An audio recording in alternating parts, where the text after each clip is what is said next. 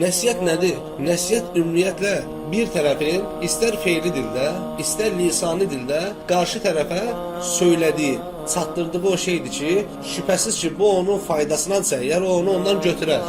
Yox, əgər faydasına deyilsə, şübhəsiz ki, gözəl söz saymadığından dolayı onu ondan götürməz.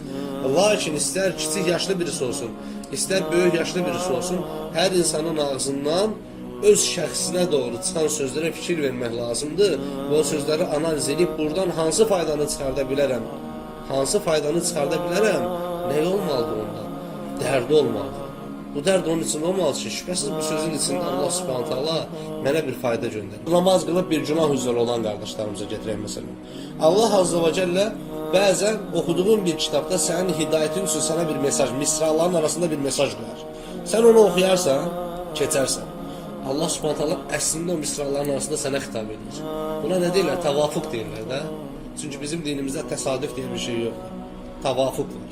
Sonra bir müəllim dinləyərsən, bir xocanı dinləyərsən, onun dilindən sanki birbaşa sənə xitab olunmuş kəlmələr tökülər, sən onu da qulaq ardı edirsən. Ondan sonra bir hadisə cəryan edir qabağında, Allah Subhanahu taala əslində onun başqasını başına gətirməklə, onunla bərabər sənə də bir nəsihət eləyər, sən onu da qulaq ardı edirsən, artıq aləmlərin Rəbbi olan Allah dəfələrlə sənin önünə nəsihət olaraq bu qədər şeyi çıxartmasına rəğmən qulaq ardı edən sənə nə edər? Sənə dünyanı verər, artıq rızasını səndən bəridə tutar, uzaqlaşdırar. İsrailoğullarından birisi Allah Subhanahu taala'ya dua etdiyi zaman Allah Subhanahu taala ona nə cavab verir? Deyir ki, təraktənə fətəraknik. Sən bizi tərk elədin, biz də səni tərk elədik. Amma nə vaxta qədər bütün o əməllərin üzərinə olur, deyir ki, əsaytənə və əmhəlnik.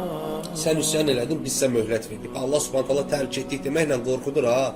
Qulunu tərk eləmir, yanlış anlaşılmasın. Niyə görə? Çünki növbəti kəlmədə ləfzədir ki, əsaytənə və əmhəlnik. Sən üsyan etdin, biz sən möhlət verdik.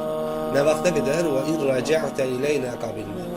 Əgər geri dönərsəsə biz səni qəbul edirik. Allah Subhanahu taala sənin qabağına o işarələri çıxartmaqla səni özünə döndərir. Yəni deyir ki, qulum rücu elə, mənə dön. Dönməzsənsə artıq aləmlərin Rəbbi olan Allah səni bir başına buraxar ki, o zaman da belə deyim də sən artıq tək boğuşmalı olarsan. Yəni bu bataqlıqda tək boğuşmalı olarsan.